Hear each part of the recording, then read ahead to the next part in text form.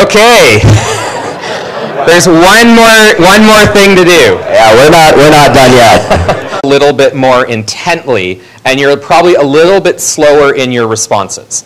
It's also entertaining because it breaks down barriers. If you make a mistake, what is your typical response if you do something wrong? You laugh it off and whatever. It's a great way to get the students to accept the fact that they can fail and move on. Okay? All right, so our last... Not to mention, it's also a great way to learn everyone's name. I'm sure you're never going to forget your partner's name at this point. All right, but we do have one more. So obviously there was one number there that we're going to replace with a category. So the category we're going to pick is fruit. And now the rule is, instead of saying one, you have to say a fruit, but you are not allowed to repeat the name of the fruit that your partner is. So you have to come up with new fruit with every single time. So it'll look something like this. Apple. Dan. Banana. Nick. Orange. Dan. See, it's getting a little more difficult. All right, that's...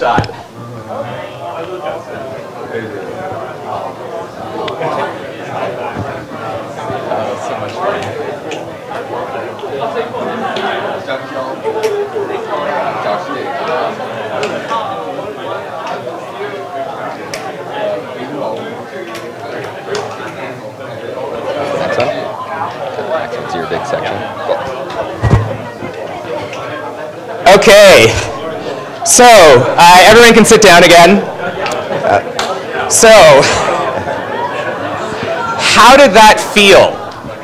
What did you get out of that? How did that feel, other than making everyone laugh and smile and you get to know your neighbor? How did it feel? Do you feel like you had to listen intently? I hope so. In order to pay attention to what's being said, and you really start to pay attention to the other person. Most of us, when we're in a conversation, the minute the other person says something, we're automatically thinking of a response. So they might have only said the first half of their sentence, and we're thinking about how to respond to that, and no longer listening to what they said. And so when we're working with partners, a community partner in particular, it's really, really essential that listening skills with our students are developed so that they can engage with the community partner as effectively as possible. So now that we've got that done, we're going to do a few more activities a little bit later, but we're going to talk a little bit about what community-engaged learning actually is.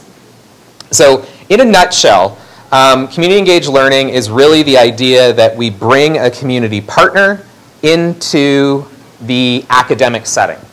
The community partner typically presents the class with a project, any type of project. It doesn't have to be computer science. Typically, this is something that occurs in the social sciences. It is very well used in social sciences and humanities programs because it connects their disciplines and their curriculum with real-world problems. At the University of Guelph, this has included students doing studies on food and food security and hunger in the community. It's included, I believe, projects on drug consumption in the community, but all with a social science or humanities lens to it. The other part about community-engaged learning is that it combines the standard learning outcomes that the class would normally have with the needs of the community. So we somehow bring in that thing that the community needs and make sure it works, that the students are still going to get the learning outcomes that we would expect them to have for the course. It combines the community expertise, it combines the faculty expertise, and the students as they're learning to try to solve a problem. The big thing here is that it is inherently interdisciplinary because the people who are coming into campus don't necessarily have academic training. They might be specialists through lived experience. They might be specialists from on-the-ground work with the community. It could be related to trying to get people in the community fed, housed, dealing with poverty, dealing with public health. So the people who are coming into the classroom are not necessarily specialists in the discipline that you're training them in. So it's really neat because it forces this interdisciplinarity. But the question I have is, how many of you consider yourselves interdisciplinary? Just by a quick show of hands, who thinks they're interdisciplinary? Okay. My next question, I think it's my next question. Yeah, okay, so before I even ask this one, did you learn how to be interdisciplinary in school? Like, were you formally in a classroom taught how to be interdisciplinary? Most often, no, is the answer. Your students are expected to just dive in and figure stuff out, right? We don't normally have activities that force students to become interdisciplinary by giving them skills that they require to be interdisciplinary. We did some research in Canada, and much of the interdisciplinary research that's going on is, oh, okay, we've got a biology group here, and we've got a stats group here, and they come together and they do some research, and that's considered interdisciplinary. And I'm not saying that it's not, but it's assuming the students and faculty already know how to do this. And in my opinion, we're doing a disservice to the students by forcing them to take on these types of projects without giving them the skills to achieve those projects. So do we teach the students how to be interdisciplinary? Not really, especially in STEM courses, in computer science, mathematics, statistics. I don't think we really do an effective job of giving them the skills to be interdisciplinary. So briefly, what skills do you think students should require to be interdisciplinary? We've already talked about one, it's the ability to listen really well. What else might a student need to be interdisciplinary? 然后，对于其实对于一般民众啊，你那些监测站的名字，我永远搞不清楚在哪里，所以我们尝试做一件事情，就是我们把监测站打在地图上。我们希望帮助所有的人在看的时候会知道说，那到底就是污染的状况是怎么样。比如说头前期的监测站，你点下来之后，它会秀出来。你有看到这张图在动，就是它会秀出来说 ，OK， 那个就是监测站在哪里，然后每个监测站它大概污染的状况是如何 ，OK。然后我们这边有河川污染指数、新丰溪 ，OK， 然后2013年、2014年、2015年 ，OK。好，所以我等一下会花一点点时间带大家说 ，OK， 我要怎么去做这个操作。就是当然不可能全部操作完，但是至少让你知道说你可以怎么样去做这个操作，而且你可以怎么样把这个东西 publish 到 web 上面去。就是目前微软在这一块的处理上面，就是你的资料 publish 出去，你不建议所有人的看到的话，这件事情是免费的。就是你下载一个 Power BI Desktop 在处理这件事情，然后把这东西 upload 到网络上面去，然后你不需要任何的权限控管或什么，这件事情是免费的。然后当你需要权限控管的时候，它开始去做收费。然后如果你对于BI 的软体有一点熟悉的话，就是有另外一家厂商叫 Tableau， 它有一个 Tableau Public 是可以做类似的东西。As an entirely different way of looking at the world that knows a lot about a particular product or project that the students in computer science may not know about. So now we've explored a little bit about what community-engaged learning and community-engaged scholarships are. Next, we're going to try and look at it from the lens, from the context of computer science. So what do computer science students learn? I'm sure, how many people in this room are computer scientists? Oh, nice. It's actually less than I would have thought. So I actually just graduated my undergrad in computer science about 2 years ago, so I am somewhat qualified to answer this question.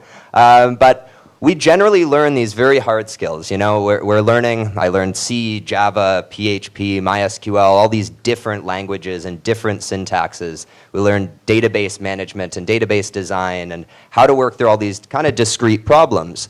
But I also had a minor in business and in economics, and it was amazing how many kind of curriculum things, how many different lessons that we would learn that were the same thing across these different disciplines, but they just used different jargon. They used different phrases, different vernacular to get the same idea across. And so throughout my degree, I was starting to hone my programming skills. I was becoming a better developer, but the better I got at developing and the better I got at programming, the worse I got at communicating what I was doing with all of my peers in different disciplines. The more my walls were kind of starting to build up as my skills grew. So we learned a bunch of things throughout my degree, identifying client feedback, and again, I'm just starting to build up these walls, and that doesn't help me work for an actual client. It helps me work for a computer scientist. But as most computer scientists know, we're not here to work for computer scientists. We're here to build digital systems for people that don't have skills in computer science. So just as important as it is to be a developer and to be a programmer and to work at these objective, hard skills, we need those soft skills. So what if instead of the professor being a client, what if we could build a community partnership and have a community leader come in and instead they're our client? Now all of a sudden we're starting to work on these interdisciplinary skills at the same time as we're honing our programming and development skills. And it starts to become much more realistic and much more contextualized instead of me learning the hard skills, then going out into the business and having to figure out my way to understand what the client wants. So we started asking the question, could we incorporate community-engaged learning, incorporate the development of interdisciplinary skills, knowledge mobilization skills, and social innovation skills within the classroom while the students were still learning the things they had to do for their typical course? And so we asked, could we do that? And based on the past 6 years, the answer to that is yes. It's not easy, but it is possible. And so what we're going to do is we're going to go through some exercises to show you how we achieve some of these goals to engage the students and make sure that they are getting these transferable soft skills. 他其实有去做一个母子公司的一个整理 ，OK， 所以对于我们来讲，我们就是把这家公司跟透明竹节公司去做互相的查找，然后把这个东西把它串起来。好，所以说，我们一开始是从局处的角度，所以以不同的事业别，就是可能水污染、空气污染我们都帮他做，可是细的部分我们用水污染往下去做。好，然后，所以我们后来尝试做这件事情，就是财阀与营运资料的揭露。比如说，这是某一间公司，它当季税后是189.10亿。好，我现在有点没办法现场转过来，10、20、100。哦，应该是1兆多吧，然后他被重罚了1万块 ，OK， 好，所以我们尝试去做这件事情，但你其实要做到，它有些东西要去做 ，OK， 然后我们的扣就写在下面，我简单跟他，所以你一开始你会把环保署开放资料处理好，说取出公司名称，然后你可以去透明竹机爬取相关的资料，然后这些 R 扣我们就写在下面。可以去做参考，然后你接下来开始要针对目标公司去爬，比如说公司的统编、它的地址跟名字，然后你在透明竹机拿到那个公司统编的时候，因为环保署里面没有统编，它只有管制的编号，所以你透过透明竹机的这个 their community partner or for the community partner. So there's a lot of these different activities, but then they get into their groups and they start doing the things they need to do to solve the problem. We've got team-based research, so the students have to work in teams. They have to work in multiple teams where one team might be focused on front-end development, one team might be focused on database, and one team might be focused on something else, and they all have to work together and communicate effectively. And finally, there's this added piece of reflection where the students are asked to think about what they did and write down what they think about what they did. It's a bit of a fuzzy, touchy-feely sort of thing, but reflection has been shown to actually help students understand the material better because it forces them to think about what they actually learned. Did they have biases going into it? Did their mind change about something? It helps them to absorb the information that they've learned. And just as an add-on to that, as simple as this all may seem, it's amazing how much resistance we get when we pull this stuff into the classroom. Like it seems so simple. There's like 10 words there. But the second we bring it to a computer science classroom, everyone suddenly is disengaged, and we really have to enforce these skills.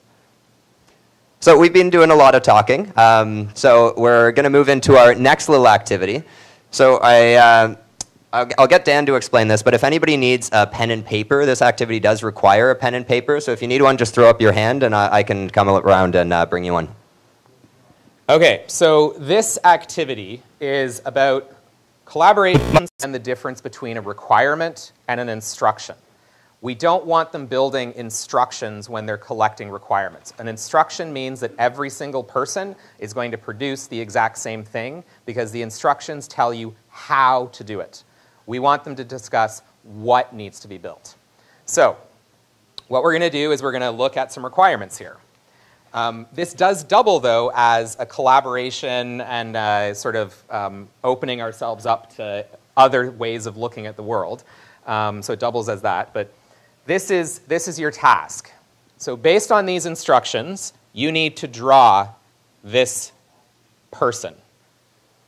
This is Henry. Henry wants you to draw his picture. So Henry tells us that his body is oval-shaped. He has a large mouth with 8 pointy teeth. 4 of them are in his upper jaw. 4 of them are in his lower jaw.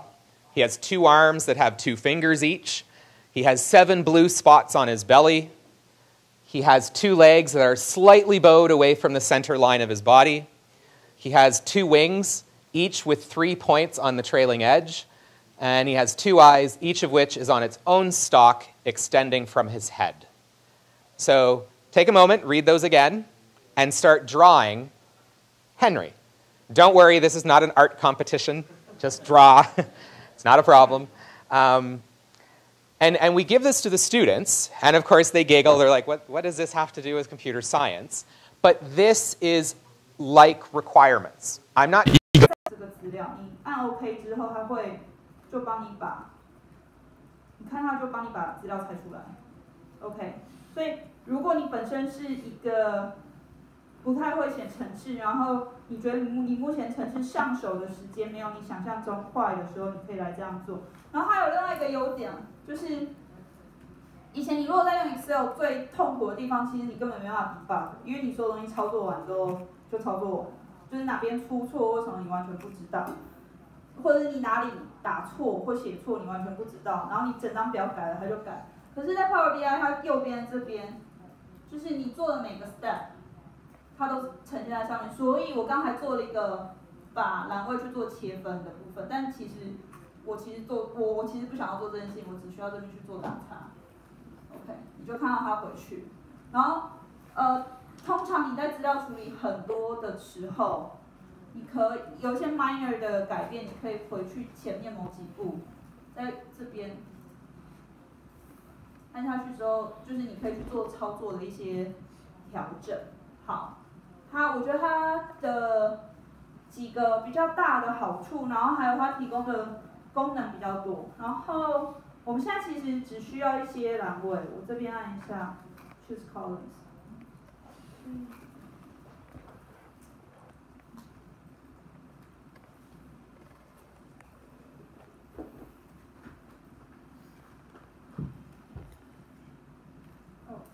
因为我在其中一个步骤，然后按说我今天就是大盛会，也许中英那就是排单点状况，没关系。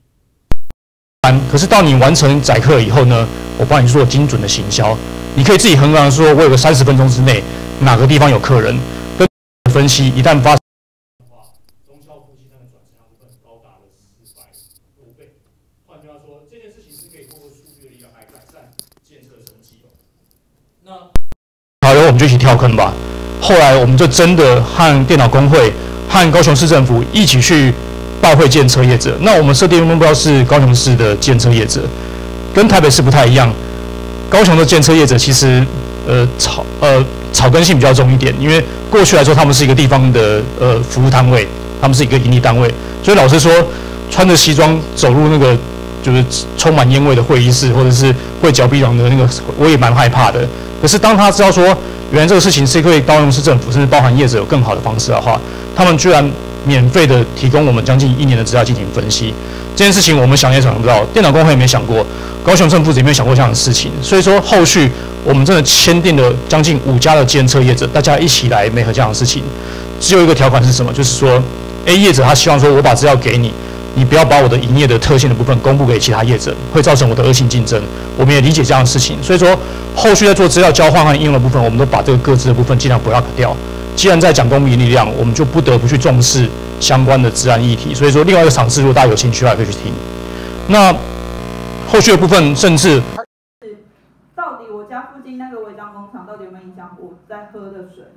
应该会吧。如果今天你住家附近，就是台湾有蛮多田旁边是有一个工厂的，所以我其实很 care。好，我很直接告诉大家，很难过的是，因为我们测站这个东西当初好像是水利署在做的，水利署最大的目的其实是想要看那整条河川的状况，所以它的放的点是上游、中游、下游，所以它的测站根本没有离工业区很近。然后你到工业或者是违章的工业区很近，所以等于违章的工厂，它的水放出来之后，它经过可能小河啊、大河流到测站的时候，其实都被稀释掉了。就你其实，除非你就是在那工厂前面抓，不然你应该是抓不到。不过我讲一下，就是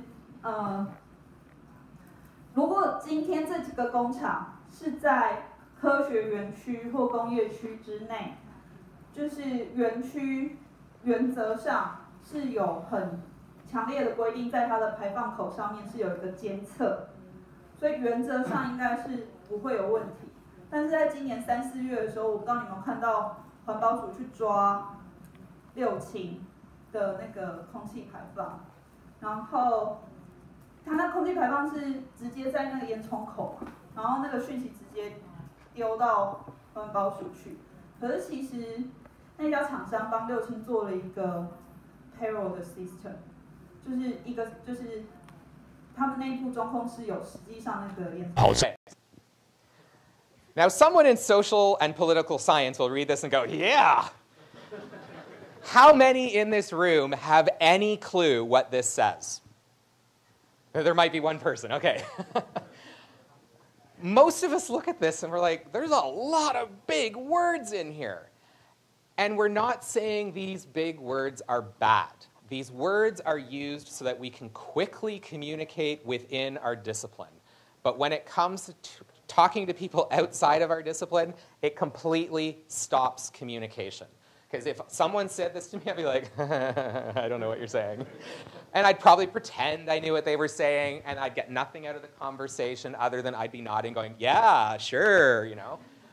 So it's not helpful when working with a community partner. So your challenge is to write something like this based on your discipline. And when you're done writing this, what I would like you to do is to translate it into something meaningful that the rest of us would actually understand. So take some concept from whatever discipline you're from and quickly write a short sentence. It doesn't have to be this elaborate. Just write a quick sentence from your discipline, say it to your neighbor, and then translate it for them so that they can actually understand it. Okay? So take some time.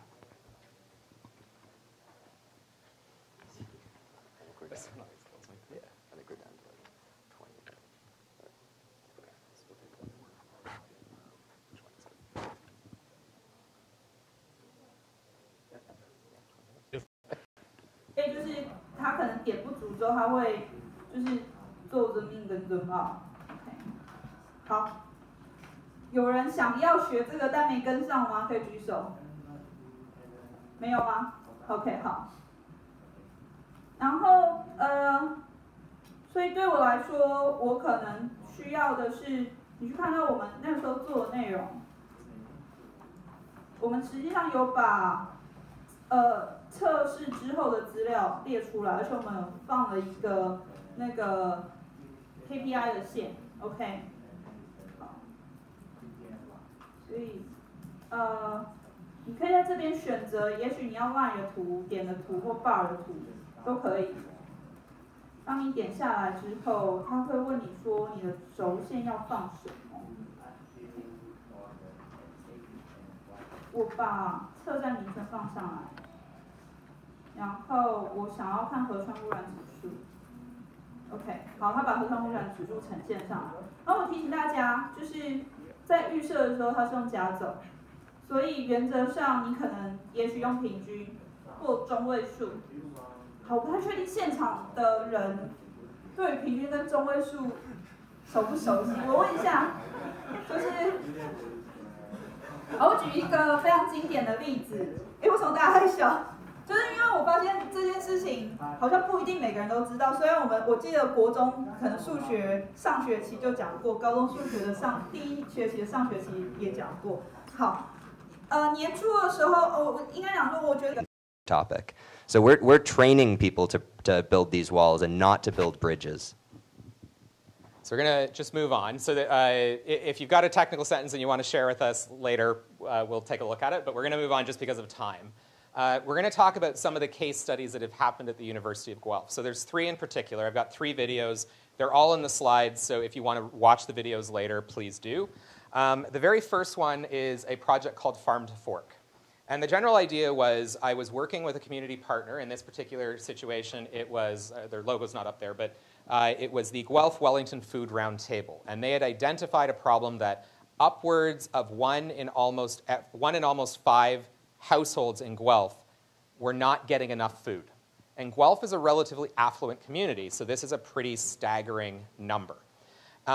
Initially, we brought this to the students, and I thought the students normally learn about building computer games, and I'm like, they're gonna kill me bringing this type of a topic into the classroom. I don't know anything about food insecurity. They don't know anything about food insecurity. And in fact, when I first heard the term food insecurity, I thought it had something to do with bioterrorism. I had no idea it had to do with hunger and making sure people got enough to eat. So the general idea, though, is that we brought this problem to the classroom, and the challenge to the students was, how can the students build a system that will allow people in the community to know what food is actually needed? We have food banks and food pantries in the community, but often what happens is they get things like Kraft dinner, like macaroni and cheese, dried beans, and pasta as the typical donation. And while those are all great and wonderful, they do not make for a nutritious diet. And so what the community partner wanted the students to do was to develop a system that would allow the people who could donate to actually see the grocery list of what people needed. Simple thing. It was all about communication. And so that's what the students developed. So there's a video on here. I'm not going to get into all the details of it just because it'll take forever. So that was one of the projects. So the video here is actually a 10 or 15-minute documentary. We also had a project, students to basically go out and collect food during Halloween. So they go out, they collect food on Halloween. They call it trick or eat as opposed to trick or treat. And the general idea is that they collect food for the food banks. The problem, though, is that all of this nationally was done with paper, pen and paper.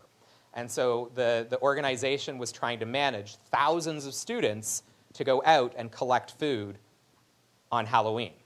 And so our students worked with them to begin the development of a system that they can actually start using to manage that entire process. The last project, we will show you this video, or at least part of it, was with a local partner called Community Living Cambridge. Now, Community Living Cambridge is an organization that works with young adults who are on the fetal alcohol spectrum of disorders. And so these are young adults, 18, 19 years old, who are basically now adults and have to live in the world, but they have developmental disabilities because of the fetal alcohol spectrum disorder that whichever one they might have. And so what the community partner wanted was a medication reminder device something that would allow these people to remember to take their medication, to make positive health decisions in light of their conditions. So we'll show, hopefully this video plays. Just as an addition, one really important thing that CLC wanted from this application as well is there's a lot of medication reminder apps already on the market. They wanted some sort of application that engaged their users and made them feel like they were making the decision to take their medication and connected them with other individuals. And this was a really important part of their system and something that a lot of our students really had to work at and kind of iron out all these wrinkles to build a system that could accomplish this. And so this was a team that did a fantastic job, and I always like to show this video when we teach the class in separate years, because what you'll notice from this video is that they're really putting themselves in the shoes of their users as well as their client. And before they got into any implementation, they understood what they were building.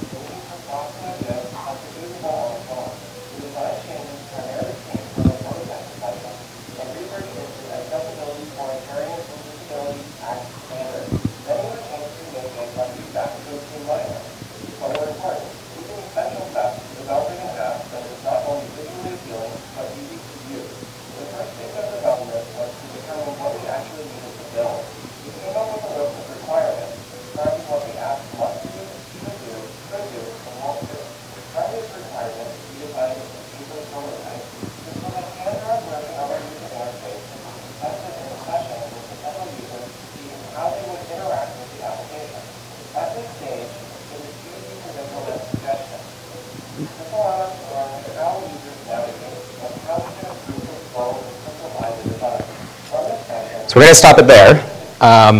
But what you can see here is that the students have gone through the process that would be normal in a software design classroom. They've collected requirements, they've built prototypes, but what they've done in addition to that is that they've worked with a community partner. They actually were in the classroom on at least 4 separate occasions, and the students were constantly in contact with them through Slack. And this allowed the students to actually build something that was meaningful for the community partner, but they had to do this with people who don't speak computer science. So they had to learn all of these communication skills and collaboration skills and planning skills and team leadership skills in the classroom. And that's what these activities that we were going through today, we've developed in order to help achieve this.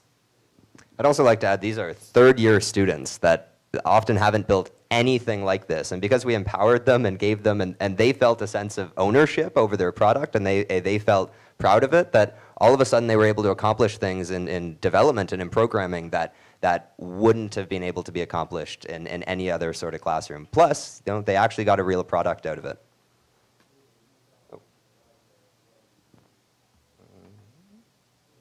So how is this actually, what has actually happened with this type of a course? The community is super engaged with this idea because they see the ability for not-for-profits and charitable organizations to actually get ahead and get something accomplished that they don't normally have the opportunity to do because they don't have the resources to build the things that they need. So the community over the last number of years has actually donated well over $80,000 to the university to support students who, when they're done this course, can continue developing the product. through undergraduate research assistantships and that sort of thing. It also allows us to go to conferences to demonstrate how this is done, gets computers and all that kind of stuff. The students have also been, received numerous different awards. They've received 40 Under 40 awards in Guelph. They've received Be the Change awards, Emily Hayes Community Partnership Awards, the Gordon Nixon Leadership Award, and it goes on. I don't remember what they are because there's so many. There's the Weingart Volunteer Award, the Young Innovator Award, the UGFA Teaching Award. All of these things keep building because the students are no longer just computer scientists. They are civically engaged computer scientists. And the community is recognizing that they are different, and they deserve the recognition. So, best practices, because how do we actually get this done? So, it is not easy. I won't sugarcoat it. It's a lot of work, and it means that the faculty member have a lot more stuff to do, and the TAs have a lot more stuff to do. This is typically the course timeline, what the students would experience in a 12-week course. So in the first 4 weeks, they're learning about problem identification and planning. Then they finalize their planning in weeks 5 to 8 and begin development on whatever it is that they're building. And in the last 3 to 4 weeks of class, they finalize their code and finish up demos, typically with the professor as the client. In a community-engaged course, the timeline is significantly different. Everything begins about 3 to 4, even 6 months prior to the course beginning, because every semester is different, because every semester has a new community partner. So early on, 4 to 6 months before the course begins, like between January and March, I'm usually getting questions from community partners who want to bring their challenge to the classroom. It's my responsibility to then vet those projects to make sure that the projects are sufficient enough to reach the learning objectives of the course. I can't just have a simple website because that's not going to allow the students to actually learn and master the skills they need to learn. Once that's done, about 1 to 3 months before, it's all about setting expectations. So I've selected the project, we've figured out how to map the needs of the community partner to the learning outcomes of the course, and then we have to set expectations because the students will not finish the project in 12 weeks. It's not feasible. The very first time I taught the course, I didn't think to warn the students about this, and at the end of the semester, after producing a product that the community raved about, and after getting donation after donation to help them continue building it, I asked the students, are you proud of what you've accomplished? And almost half of the students said no. And I was like, what?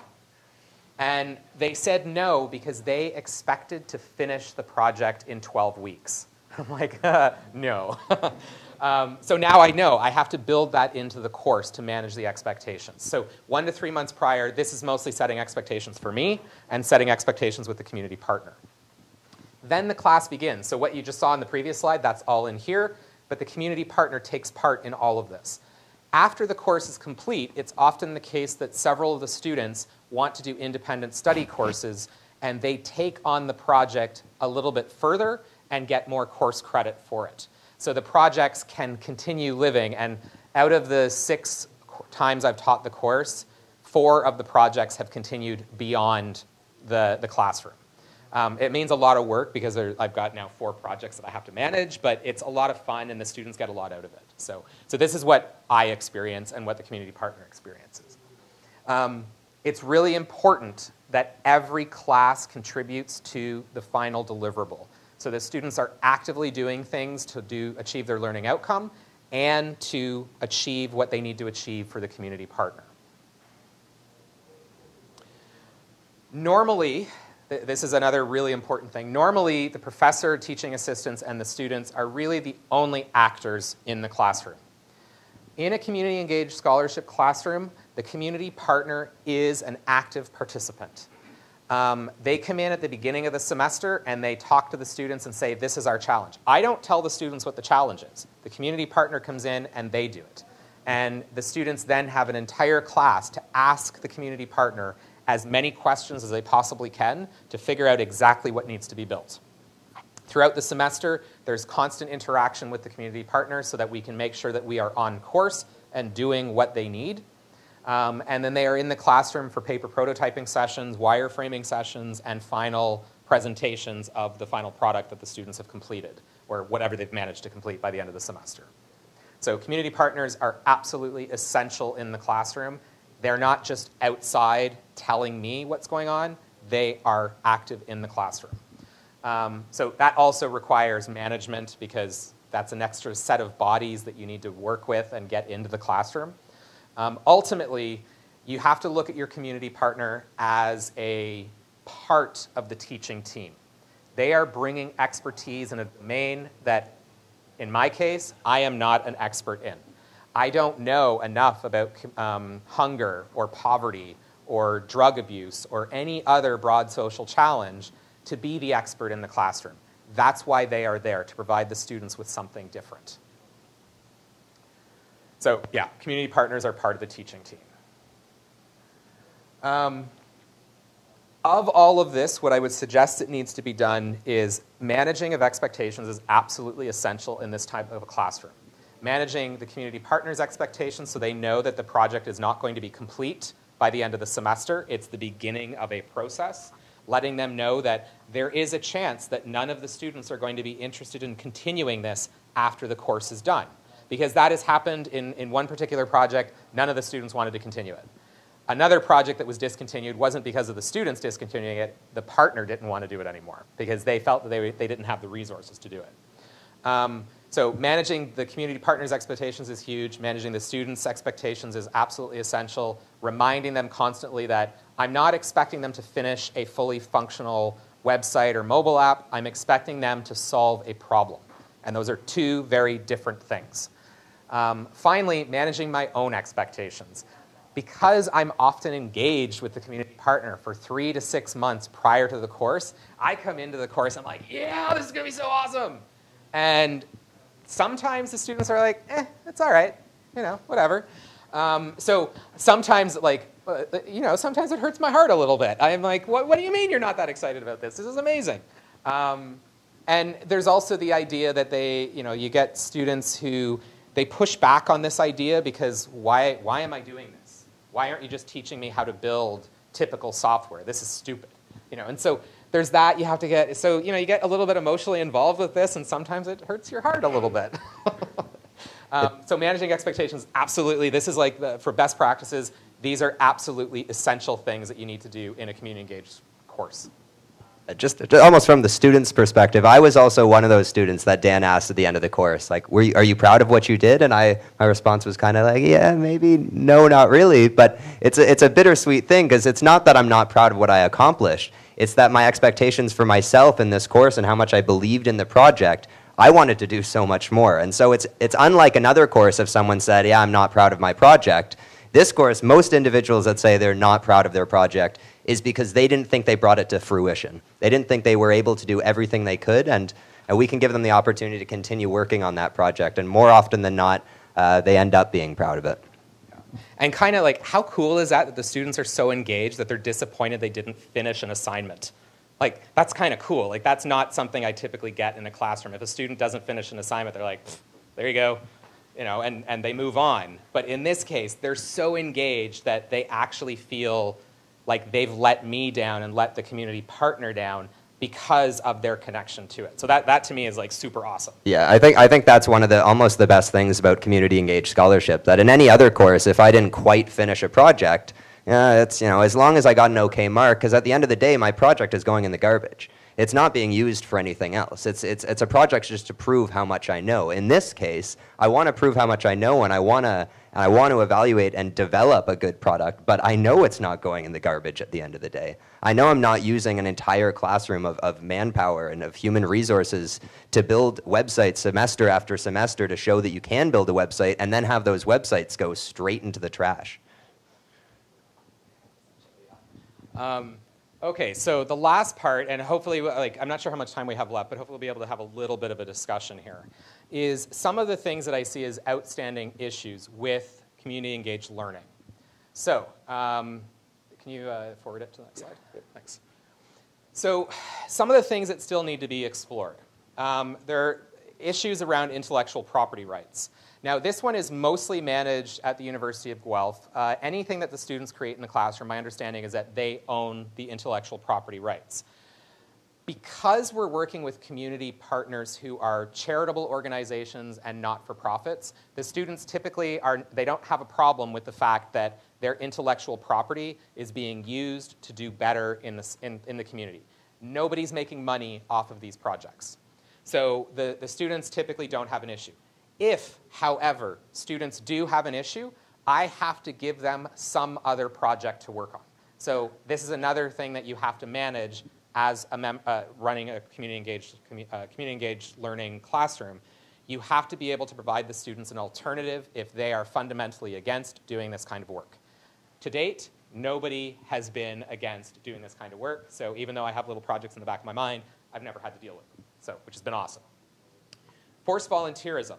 I have had students at the end of the semester go, oh, Dr. Gillis, he's a jerk because he made me do this work and I do my own volunteering.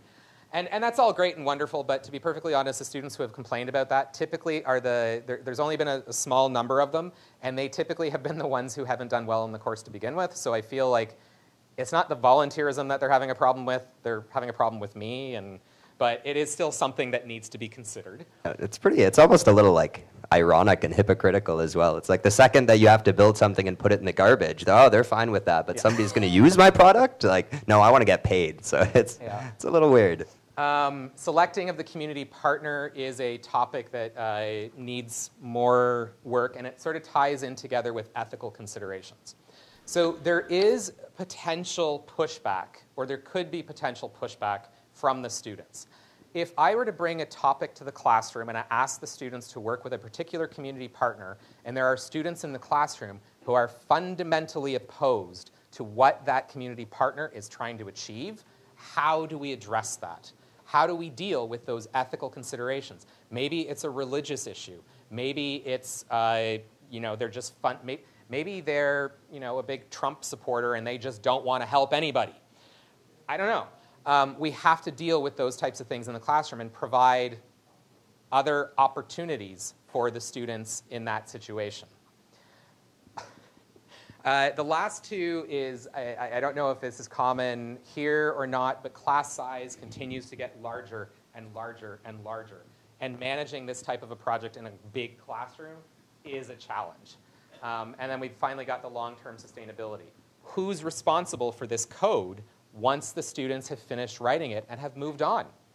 Does the community partner take it over? They don't have the resources to begin with, so can we rely on them? Should we rely on them to take it over? Should we make this a burden for them? Or is there some other way? So what I'd like to do is I would like, I'm not sure, how much time do we have?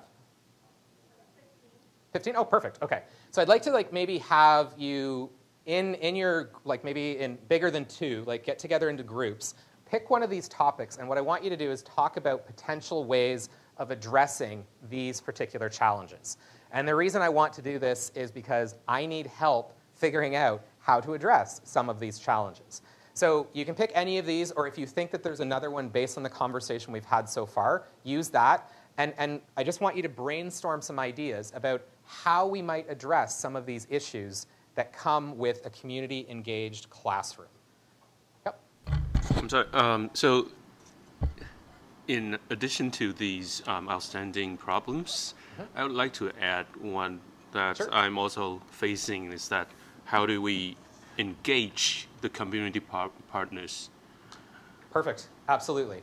So the thing that I'm thinking about is that the community partners might be within your sections, so that you pick some of the easier ones to work with the students. But also, usually the problem that I'm facing is that I would have to talk to government officers, but they are kind of, lack of interest in something, so that I'll need to bring them to be engaged into some of the national projects and so on. Right. So, and they don't really, come up with the requirements or something that you can communicate with, so that's gonna screw up everything. So, and the second thing is that you're talking about the class size, but the thing is that I'm thinking about this kind of class just should not only be in the computer science, but also in other disciplines too. So have you any experience in doing this kind of teaching in other disciplinary classes? Yes. Actually, I'm glad you asked that. So one of the other courses that I teach at the University of Guelph with my colleague Shoshana Jacobs is a course called Ideas Congress, or ICON for short. And in that course, what we do is we bring together students from any discipline. So we have, so far we've had first years, third years, fourth years, and fifth years in the same classroom, upwards of 26 different disciplines represented in the classroom, spanning social sciences, spanning art, physical and engineering sciences, agriculture, like all the different colleges that we have on campus. And we have this classroom where we've got 40 to 50 students from these 26 or so odd different majors. And we have a similar project where a community partner comes in and the students have to work together in transdisciplinary teams to achieve some goal for that community partner. And so, yeah, I've been very fortunate that we've had this experience with other disciplines. And some of the exercises that I have, I've been pulling them from different disciplines as I've learned more about those disciplines to present and engage students in a way to help them open their minds up to other ways of understanding the world. So yeah, and very fortunate that I've been able to do that. Yeah. I've also had the fantastic opportunity of being in both of these classes and TAing both these classes, and Ideas Congress is almost like level 2 after this class. Like, this is the scope of computer science, but the second we get more and more disciplines represented in the classroom, the more we have to focus on all those activities that we did earlier in the day, and the more we have to focus on collaboration and communication, and it really takes longer until anyone's actually building a product or building a system, because we almost have to break down their walls and teach them how to work interdisciplinary first. I'm thinking about propagating this teaching idea to the other faculties of different disciplines. Yeah, absolutely. And so what we do with this particular course, with ICON, we have other faculty members get engaged, because in order for the students to be signed into the program, they have to have a counselor or an advisor from their own discipline say, yes, they can take this course using this course code. So there's no specific course code for them to take ICON. What they have to do is they sign up through an independent study course within their own discipline. So Nick did it through Computer Science 4900, but one of my other students did it through Geography 4900. And then I've had students doing it through Math 4600, and there's IDEV 3500 or something. So every student is taking it with a different course code, and they require an advisor from that discipline to help get them into it and be part of the course. They're not all as engaged in it, but they do recognize the utility of the course. Yeah, it's certainly difficult logistically. I haven't been involved in the logistics of it, but even just watching what Dan has had to be through, pull this course together, it is a bit of a logistical nightmare to get, because every student in that class gets a different credit. And so we have to find some sort of curriculum that teaches them all these things that still satisfies what they would get in their credit, like their credit for their own. 所以我都不用中场暂停。中午再中途暂停就好了。哦，好，那我赶快把它打开。其实你停下没关系啦，不用急。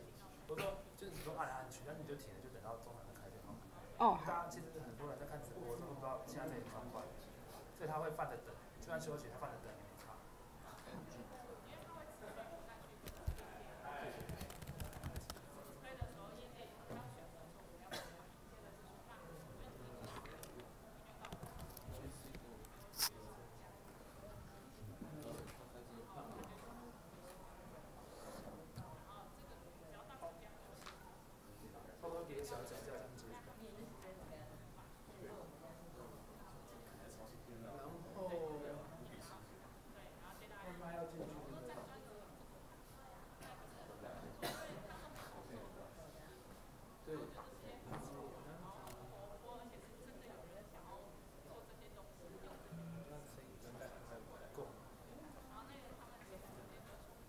你找到线了？我这个对不对？我跟 g0v 要的。然后就好很多了。但是我现在，有个问题是，为什么我的直播会是这个？那个请他们那个讯号啊，就是这样冲突那个问题有没有？嗯。他们等下处理掉就不会有了，因为他们会抢你的讯号。哦，他们会抢我的讯号。对。好，然后我刚刚把口译室的那台电呢，自己本身的那个麦克风关掉是可以的，对不对？内建麦克风。内建麦克风关掉。OK 啊，但是为什么关掉？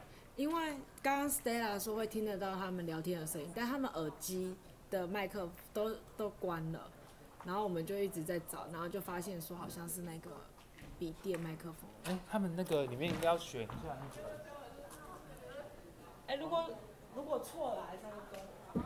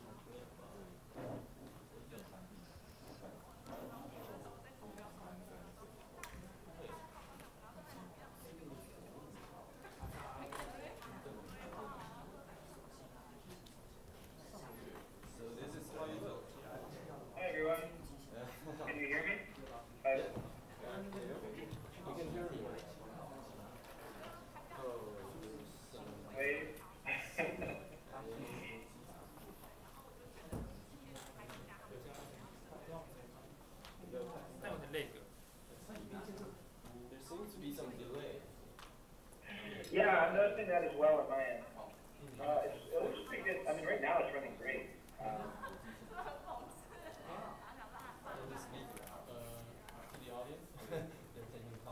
Hi everyone. How's everybody doing? Man. Day one. It's day one of the g0v Summit, yes.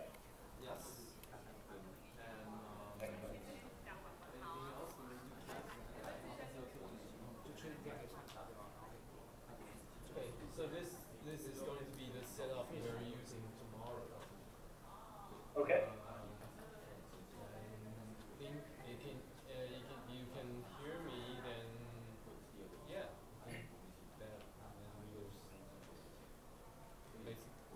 So the plan.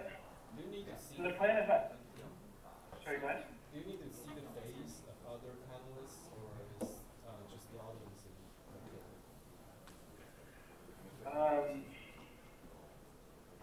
I mean, it'd be nice to see the panelists as well, but whatever's easiest for you guys.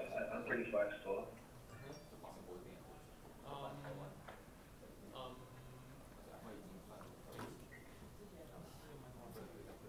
I'm having a microphone here. Can you hear me? Yep, I can hear you. The panelists will be talking with microphones. So about this volume. I think. About regarding the format, I have written in the email we need your recording for 15 minutes, and each of the panelists will have 15 minutes for their presentation. So we'll start. Yes. We will start Skype connection right after each of you have presented to begin the Q&A session. And since the Q&A session, well,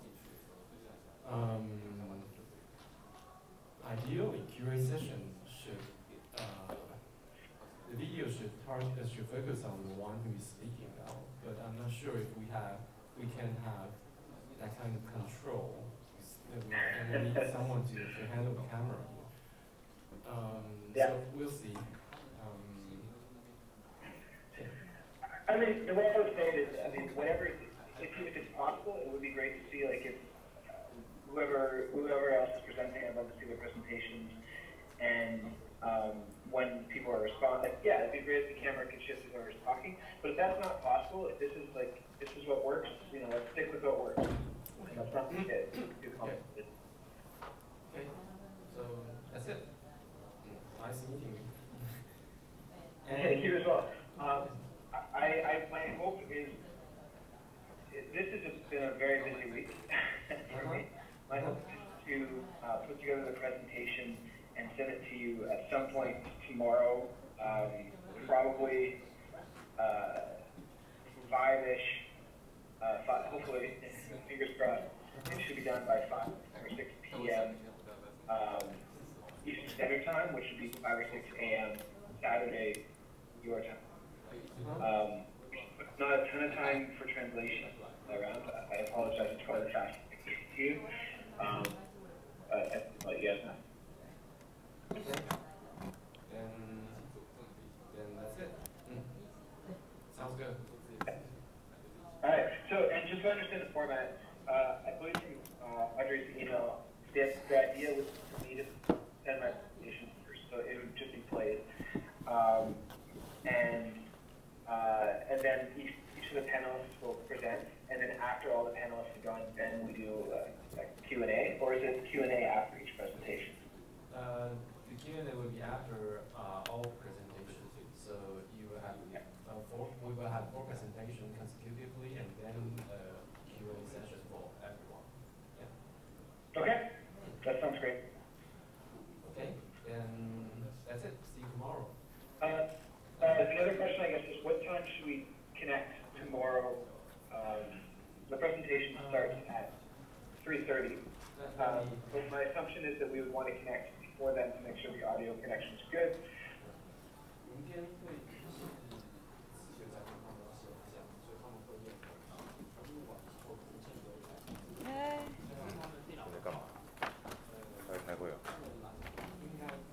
明天他要远端。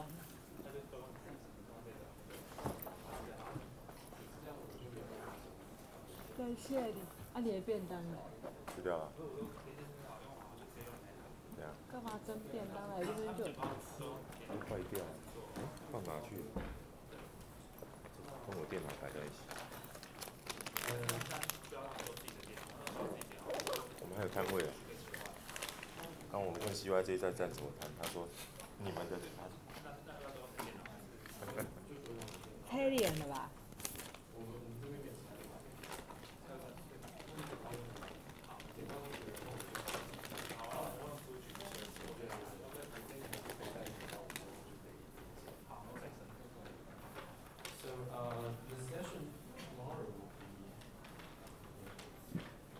口译说杂音还是很重。你这边会吗？我这边要怎么听杂音重不重？我有耳机。Just make sure that I got it right. 3:30 actually. The session starts at okay. We'll start at 3:30 tomorrow, and like I said, we will have. I will do a short introduction to each of you, and then we'll do the presentation. The presentation will be on the other computer, so I will connect to you about when the presentation is going to end. I will connect to you first with Skype, and when the QA session starts, I will switch to my computer and switch to this setup. So if each of you will use like 15 minutes, it will take an hour. So we should start. I will call you about 4 o'clock or 4:20. Would it be possible for me to hear the other presentations? If you want, then I can connect. Then we can have a Skype call at 3:30 when the session starts, okay. So you can hear all of them, and you can also see the audience. And sweet. Yeah. I think that sounds good. That sounds good to me that way, because it'd be great to hear the other presentations as well, and that will hopefully inform. Well, one, I'm just really interested to hear what the other panelists have to say, and two, it could inform in terms of the questions and answers. It helped me frame some of the answers I have within the context of what other people have said. Okay. Excellent. Nice. Then I think that's about it. Any other questions? Just to confirm, it is currently around 11:20 in the morning of Friday for you guys, right? I just want to make sure I have the time difference right. That's right. 11. Okay, so it's 12 hours. Okay, I thought so. It's a 12-hour time difference. So right now it's about 11:20 p.m. here in Ottawa. So I just wanted to make sure I got the time difference right. Okay. Excellent. I think that's it. I will send you the material as soon as I have it finished tomorrow. And I'm really looking forward to connecting Saturday, bright and early Saturday morning at 3:30 in the morning. And it's actually a fun, interesting bit of Canadian cultural knowledge. This weekend is actually a holiday in Canada. It's Thanksgiving weekend, so it's a big family holiday. So I'm actually heading home this weekend to see my family, my parents and cousins and aunts and uncles and stuff. So yeah, fun little side story. Awesome. Good luck with the rest of the day, guys, and I'm really looking forward to connecting in about a day and a half. Okay. I look forward to seeing you tomorrow. Thanks. Sounds good. Yeah. Take care. Take care.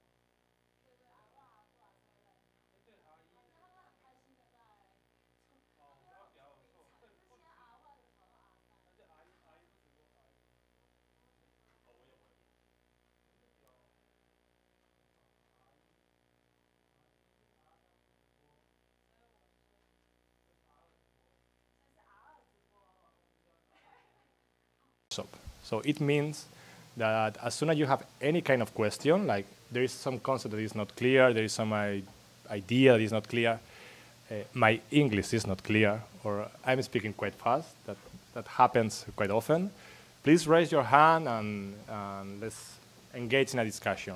I have planned to have around 10-20 minutes in the end for an open discussion about what I'm going to present here. But please interrupt me at any moment, as much as we can, so we can have a productive session. Okay? So after that introduction of the workshop, let me introduce myself. I'm a PhD fellow at the Artificial Intelligence and Machine Learning Group in Universitat Pompeu Fabra in Barcelona. I'm also working part-time as a data scientist at the Big Data and Data Science Group in Eurecat, which is the Center of Technology of Catalonia. And within those institutions, I have been actively collaborating with Decidim Barcelona, which is the platform for citizen participation in the city. And right now I'm coordinating the Laboratory of Democratic Innovation that started because of this project of civic technology. But I'm also been collaborating quite actively with Participa Lab, Media Lab Prado in Madrid, also to try to help in the understanding on how the platform Decide Madrid works. And some of the ideas I'm going to present in this research, in this talk, is based on research in these two platforms. Well, the motivation of this workshop, which is the motivation of my PhD research, is the emergence of platforms for democratic processes, which engage a large number of citizens for online debates, for online petitions, for crowd law, for accountability.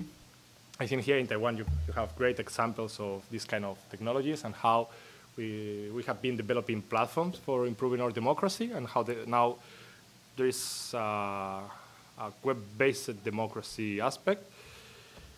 But I also think that we are also aware, or most of us we are aware, that platforms are not neutral. Like platform affordances, which are the totality of possibilities they offer, are often seen as technical features, like the design of the platform, the algorithms that you code for the platform, the way you present information, how you sort it, the opportunities to interact between users, they must be seen as technical. And most of the times, these decisions are taken by programmers or people in the head of those programmers because they are technical. But we're talking about platforms for democracy. So by definition, any technical feature in a platform for digital democracy has a strong social and political implications. Any intervention that we do in a platform is able to affect the democratic scope of the process that is being hosted in such platform. So to illustrate that idea, I'm going to present, maybe not.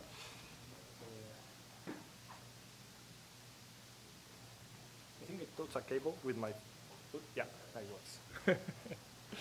Yeah. So I'm going to present two case studies, one about affordances in online discussion platforms, and in particular about the effect of conversation threaded in a platform. 搜索会要的状况，通讯监察刚刚有稍微提到，那基本上分两类，一类是犯罪通讯监察，一类是情报通讯监察。那犯罪通讯监察目前依通报法的规定，就是通讯保障监察法的规定，它每年都要做年报，对外揭露。司法院的网站上去搜寻通讯监察年报。 你就可以找得到这些数据，基本上是很难用的数据。说很难用的原因是长这样，因为大家如果有在做资料分析，一定会知道，就是大家最喜欢的 PDF 档。对，所以基本上你只能一个一个把它手动踢印下去这样子。好，那情报通讯监察就是所谓国安机关在做的通讯监察，目前是通报法说是针对境外势力，但基本上也可以。 如果你设想仔细一点的话，某种程度上监督境外势力，可能也会监听到本国人民啦。但是这部分的统计，目前它只提供给立法院，它不对外揭露。那在9月初的时候的公听会，那国安局给的理由是，如果他对外揭露了，比如说他对外揭露我们有监听10个案件，然后其实敌方的情报组织会想说，其实我在境内有20个情报单位，那我有10个人被监听到的话，那我是不是要重新部署一下我的那个整个情报收集的状况？所以这个东西因为这样的之类的考量，所以可能会影响到情报收集的动作，它不适合对外揭露，就只给立法院。这是他的理由啦，其实大家可以想看这样的理由合不合理。那一般实务上的见解，这比较有趣的地方，就是等一下可能你会稍微带到的地方。通保法目前一般实务上的见解，多半认为通信记录跟通讯使用者资料，比如说大家去跟，就是你打电话或者是你用网络，你的 IP 是什么，你跟你连上什么网站，这些资料，所以metadata，它基本上是跟电信只规范跟电信业有关的资料，也就是说电信业存下来才算，电信业没存下来不算。所以 LINE 跟 Google 跟 PC Home 之类的电商，这些电商不是电信业，所以它不归通保法管。尽管它提供了Gmail，提供了通讯服务，对，提供了其他的可能跟通讯有关的东西，但它基本上不归通保法规范。不归通保法规范的意思是说，它被保护的密度没那么高，被保护的程度没那么高，它是透过一般检察官的搜索票就可以去进行搜索的状况，甚至透过函调就可以调得到的状况，只要企业愿意配合。那不好意思，我想把它按到这里。好，那而且现在在今年的5月，它有另外一个最高法院的判决是说，这个通保法基本上也不规范过去已经结束的通讯内容。什么叫过去已经结束的通讯内容？就顾名思义，就是你的 Gmail 内文，Gmail 信件存在那个